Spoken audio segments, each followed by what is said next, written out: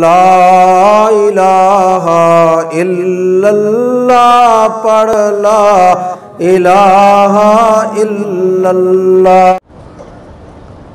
اسی طرح میں نے عرض کیا کہ الحمدللہ ثم الحمدللہ، یعنی آپ کے لیے ہر چیز میں دلیل ہے، زمزم ہے دلیل ہے، صفا ہے دلیل ہے، مروہ ہے دلیل ہے۔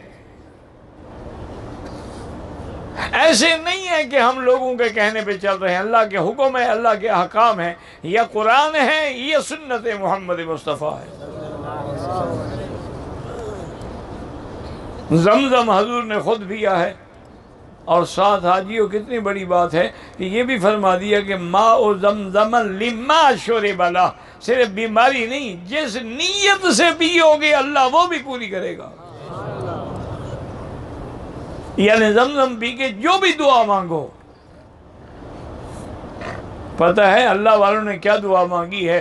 سفیان ابن عیینہ پانی پی رہے ہیں اور اس کے بعد یہی حدیث پڑھی کہ یا اللہ تیرے نبی کی حدیث ہے کہ جس غرض کے لیے پیو، میں اس لیے پی رہا ہوں کہ مجھے قیامت والے دن کی پیاس سے بچا دینا۔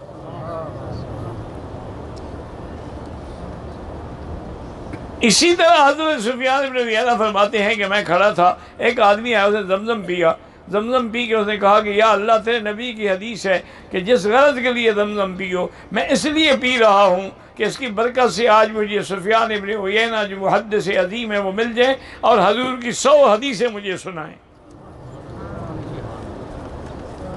جب اس نے پانی پی کے دعا ختم کی، حضرت فرماتے میں نے ہاتھ پکڑ لیا، میں نے کہا انا سفیان ابن عیینہ، میں سفیان ہوں، آؤ چلو تمہیں حدیثیں سناؤں۔ یقین ہو تو دعائیں یوں منظور ہوتی ہیں۔ ہمارا تو یہ ہے نا جی کہ گولی بھی کھا لی، زمزم بھی پی لیا، نہ گولی پہ یقین نہ زمزم پہ، اس لیے ہم لٹکے ہوئے ہیں، نہ مرتے ہیں نہ جیتے ہیں۔